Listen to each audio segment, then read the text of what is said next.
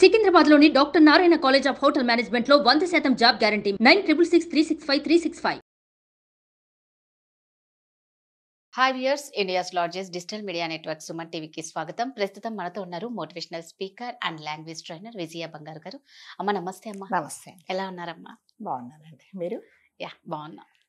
అమ్మ మామూలుగా ఎప్పుడు ఎవరికి కోపం ఎప్పుడు వస్తుందో తెలీదు. బాగా మాట్లాడుకుంటూ ఉంటాం.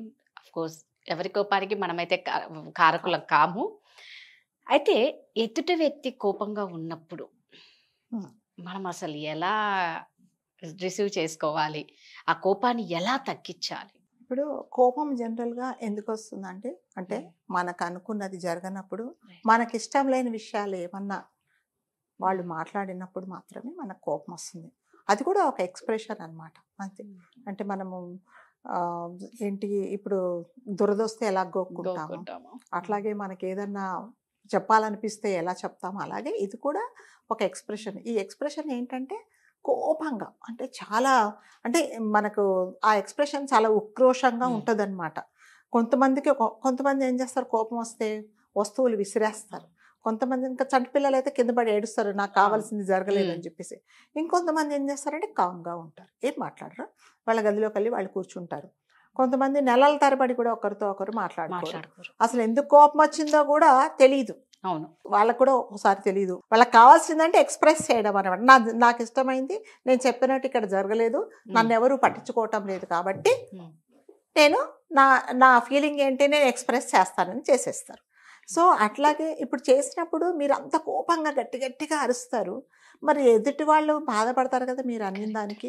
సో ఒకటి ఏంటంటే నేను చెప్తా, కోపం ఉన్నప్పుడు ఒకసారి ఏం చేస్తారంటే, మీరు జనరల్గా మనం స్టేటస్లు సెల్ఫీలు తీసుకుంటాం కదా, అలా ఒక సెల్ఫీ తీసుకోండి. ఎలా ఉంటుందో, ఎలా ఉంటుంది మన మొహం భయంకరంగా, ఇంత భయంకరంగా ఉన్నామా మనము.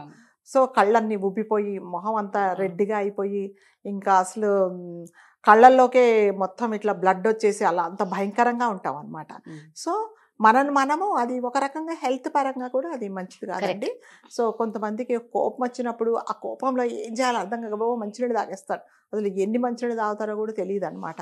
అలా కూడా ఉంటుంది. అంటే కొంతమంది కోపంగా ఉన్నప్పుడు చాలా తినేస్తారు, బాగా చాలా తింటారు. సో కొంతమంది తినడం మానేస్తారు, అది కూడా ఎక్స్ట్రీమే, ఇది కూడా ఎక్స్ట్రీమే.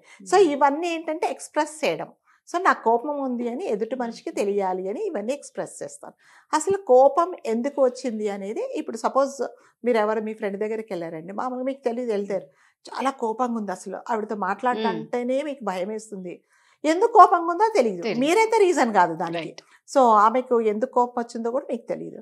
సో అప్పుడు మీరు వెళ్ళగానే ఏం చేస్తారు, తెలిసిపోద్ది కదా, ఒక మనిషి కోపంగా ఉన్నప్పుడు మనకి అప్పుడు మొహం చూడంగానే, యాటిట్యూడ్ చూడంగానే తెలిసిపోద్ది. అప్పుడు ఏం చేయాలంటే కామ్గా కాసేపు వాళ్ళకి ఇష్టమైన మాటలు కొన్ని మాట్లాడాలి. సరే వాళ్ళు చెప్పారనుకో, ఇదిగో ఇలా పనాల్లో ఇలా చేశారు, అలా చేశారు, అవునా అలా చేశారా, సరే మనం మాట్లాడదాం కాసేపు అనేసి కొంచెం వాళ్ళని కామ్ డౌన్ చేయాలన్నమాట. అప్పుడు కొంచెం అప్పుడు ఉన్నంత 100% ఉన్నంత కోపం 99%కి వస్తుంది.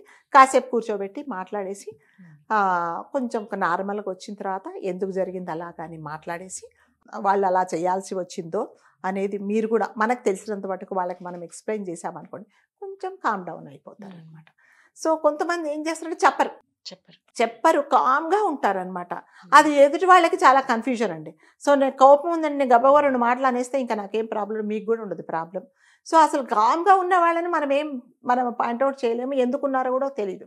కొంతమంది ఆ విధంగా ఎక్స్ప్రెస్ చేస్తారు. సో వాళ్ళను ఇంకా మనం ఏం చెప్పలేమండి. వాళ్ళు ఎన్ని రోజులు అలా కోపంగా ఉంటారో కూడా మనకు తెలియదు. కొన్ని రోజులు ఇంకా మధ్యలో ఇంట్లో ఉంటారనుకోండి, వైఫ్ అండ్ హస్బెండ్ పోట్లాడుకుంటే పిల్లలు ఉంటారు మధ్యలో మీడియేటర్గా, నేను ఆఫీస్కి వెళ్తున్నానని చెప్పు, లేకపోతే బాక్స్ అర్థమని చెప్పు, ఈరోజు నేను లేట్గా వస్తానని చెప్పు, ఈరోజు రానని చెప్పు, వాళ్ళు చెప్పేది డైరెక్ట్గా వాళ్ళకే నేను మధ్యలో ఉంటారనమాట. ఆ పిల్లలు అర్థం కాక అటు ఇటు చూస్తారు, ఇదేంటి నేనేం చేయాలి ఇప్పుడు అన్నట్టు. మీ నాన్న పాల ప్యాకెట్లు దొమ్మని చెప్పు, లేకపోతే ఇదిగో నేను ఈరోజు బయటకు వెళ్తున్నాను, అమ్మమ్మ వాళ్ళ ఇంటికి వెళ్తున్నాను, ఇవన్నీ ఏమిటంటే మీడియేటర్ అనమాట. సో డైరెక్ట్గా మాట్లాడుకోరు. అది ఎన్ని రోజులు వాళ్ళు కంటిన్యూ చేస్తారనేది మనకి తెలియదు అనమాట. సో ఎప్పుడైనా సరే కోపం వచ్చినప్పుడు మనం కంట్రోల్ చేసుకోవాలి అంటే, హాయిగా ఒక్కసారి మంచిగా బ్రీత్ తీసుకొని కామ్గా కాసేపు కూర్చొని, మనకి ఎందుకు వచ్చింది, నేను ఇంత అరవడం అవసరమా, నాకు అరిచినందువల్ల నాకేం వచ్చింది, నా హెల్తే కదా పాడైపోయింది, సో ఎదుటి వాళ్ళకి నేను ఇదిగో ఇది చేయడం తప్పు, ఇలా చేయకూడదు అని నేను చెప్పొచ్చు కదా అని. కొంతమంది ఏం చేస్తారంటే అత్త మీద కోపం దుత్త మీద అన్నట్టు అసలు ఎవరో అరుస్తారు, మనకు మధ్య మూడో వాళ్ళకి మనకు సంబంధం లేదు, ఎవరైతే కోప్పడతారో వాళ్ళను అనడానికి ధైర్యం లేక మూడో వాళ్ళ మీద చూపిస్తారు. ఎవరో ఉంటారు ఆఫీస్లో పనిచేస్తారు, ఆయనకు అక్కడ పైన అక్షంతలు పడి ఉంటాయి. సో ఎవరిని టార్గెట్ చేయాలో అర్థం కాక ఇంటికి వస్తారు. ఇంటికి వచ్చిన తర్వాత పాపం అమాయకులు ఉంటారు కదా, పిల్లలు వాళ్ళ ఆవిడ వాళ్ళ మీద కోపడదు. వాళ్ళకి అర్థం కాదు, అదేంటి పొద్దున బాగానే ఉన్నారు కదా, నా మీద ఎందుకు కోపడదు అంటే అది ఎక్స్ప్రెస్ చేయాలి.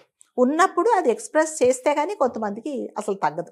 సో అలాంటప్పుడు ఏంటంటే అసలు కోపానికి కారణం ఏంటి, సరే ఇలా ఎందుకు జరిగింది అనేది కూడా వాళ్ళు కూడా కొంచెం అర్థం చేసుకొని కాస్త కామ్ డౌన్ అయ్యి పరిస్థితులు చక్కబడ్డ తర్వాత ఎవరైతే ఈ కోపం తెప్పించడానికి కారణమయ్యారో ఒకసారి వాళ్ళతో మాట్లాడుకొని ఇది నువ్వు ఇలా అనుకున్నావు, నేను ఎలా అనుకున్నాను, ఇలా జరిగింది అనేది కొంచెం సరిదిద్దుకుంటే సరిపోతుంది.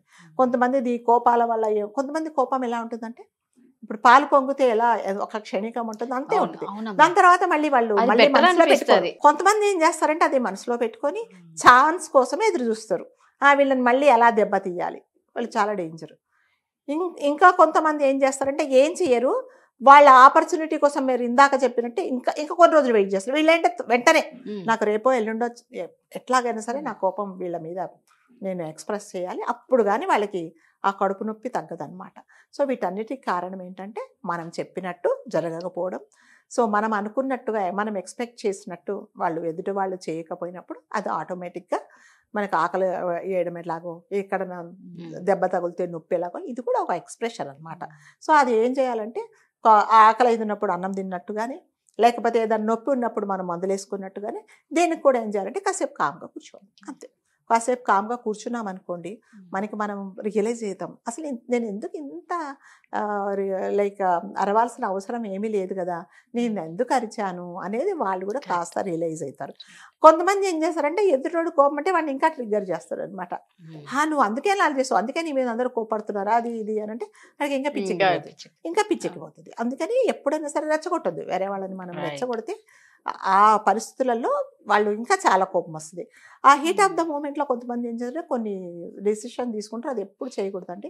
ఎప్పుడైనా సరే మనం ఎవరితో ఏదన్నా ఒక డెసిషన్ తీసుకున్నామంటే కోపంలో ఉన్నప్పుడు తీసుకునే డెసిషన్స్ ఎప్పుడు మంచిది కాదండి, అవి ఎప్పుడు లైఫ్లో మంచిది కాదు. అది కూడా కాసేపు కొంచెం రిలాక్స్ అయిపోయి మళ్ళీ దాని తర్వాత కొంచెం టైం తీసుకొని అప్పుడు తీసుకున్న డెసిషనే మళ్ళీ అది కరెక్ట్ అనుకుంటే then it will be good.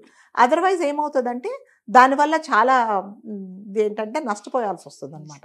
ఎప్పుడైనా కోపాన్ని కంట్రోల్ చేసుకోవడము అంటే ఏమిటంటే కాసేపు కామ్గా కూర్చోవాలి అంతే, ఎవరితో మాట్లాడద్దు ఒక 10 నిమిషాలు. దాని తర్వాత మీరే ఇప్పుడున్నంత కోపం మీరు 5 నిమిషాలు కామ్గా కూర్చోండి. ఇది వరకు చెప్పేవాళ్ళు 1 నుంచి 10 లెక్క పెట్టుకో, ఆ 1, 2, 3 అనేటప్పటికి 10కి 100% ఉన్న కోపం 99, 99, 98 అలా తగ్గిపోతుంది అనమాట. సో అప్పుడు మనకు అంత ఆ కోపము అది అంత ఎక్కువగా ఉండదు. కోపం వచ్చినప్పుడు మనం కాస్త కంట్రోల్ చేసుకొని దాని తర్వాత ఎందుకు కోపడ్డాము అనేది రీజన్ తెలుసుకొని ఎదుటివాడి మీద మనం కోపడ్డాము అంటే వాళ్ళు కూడా చాలా హర్ట్ అవుతారు కదండి. నేను గట్టిగా అరిచేస్తా, పుస్తకాలు విసిరేస్తా, వస్తువులు ఇస్తే ఇంట్లో వాళ్ళ లేడీస్ అయితే ఏం చేస్తారు, వస్తువులన్నీ విసిరేస్తారు, అది విసిరేస్తారు, ఇంకా లేకపోతే లోపలికి వెళ్ళి తలుపులు మూసేసుకుంటారు, బయటికి రారు, ఇవన్నీ ఉంటాయి అనమాట. సో అవన్నీ నేను ఎందుకు చేశానని కాస్త రిలాక్స్ అయిపోయి ఆలోచించుకుంటే కోపాన్ని కొంచెం కంట్రోల్ చేసుకుంటే చాలా మంచిదండి. అదర్వైజ్ లేకపోయినా ఏమిటంటే మాట్లాడుకోకుండా ఉండడం అనేది జరుగుతుంది. అనేసి నేను మర్చిపోతాను, మళ్ళీ రేపు రిలాక్స్ అయిపోయి నేను మళ్ళీ మీతో మాట్లాడాలంటే మీకు ఉంటుంది అనమాట. నిన్నంతా అంత గట్టిగా అరిచింది. ఇంకొకటి ఏమిటంటే నేను ఏదైనా చెప్పదలుచుకున్నది కూడా నేను చెప్పలేను. అయ్య బాబాయ్ ఏం చెప్పినా ఈవిడికి చాలా కోపం, ఎందుకు చెప్పాలి అనేది చెప్పరు. అప్పుడు ఏంటంటే ఏదైనా చెప్పాల్సింది నిజంగా నాకు మీరు చెప్పాల్సిన పాయింట్ ఉన్నప్పుడు చెప్పకపోతే అది నాకే నష్టం, మీకేం నష్టం లేదు. అదేంటండి నిన్న చెప్పలేదు అంటే అవునండి మీరు అంత కోపంగా ఉంటే మరి నేనేం చెప్తాను చెప్పండి అని చెప్పలేదు అంటారు. అది ఎవరికి నష్టం, నాకే నష్టం. సో అందుకని అంటారు కదా తన కోపమే తన శత్రువు అని చెప్పేసి మనం శాంతంగా ఉంటేనే కొంచెం కొన్ని పనులు చక్కబడతాయి. కోపంతో మనం ఏది ఎప్పుడు సాధించలేమండి. సో మీకు ఇష్టం లేని పనైనా నేను శాంతంగా చెప్తే మీరు వింటారు, కోపంగా చెప్తే వినరు. అది కూడా ఒక టెక్నిక్ అన్నమాట. అందుకని ఏదో ఒక సామెత ఉందన్నమాట, ప్రేమతో విషం ఇచ్చినా కూడా తాగుతారట. ప్రేమగా నేను విషం ఇచ్చాను అనుకోండి తాగుతారు. సో నేను కోపంగా పంచదార నీళ్ళు ఇచ్చినా తాగరు మీరు, ఎందుకంటే కోపం. అందుకని ఎప్పుడైనా సరే కోపాన్ని అదుపులో పెట్టుకోవడమే చాలా మంచిది. కరెక్ట్ అమ్మా, సూపర్, థ్యాంక్ యూ అమ్మా. సుమన్ టీవీలో మీ పర్సనల్ అండ్ బిజినెస్ ప్రమోషన్స్ కోసం కింది నెంబర్కి కాంటాక్ట్ చేయండి.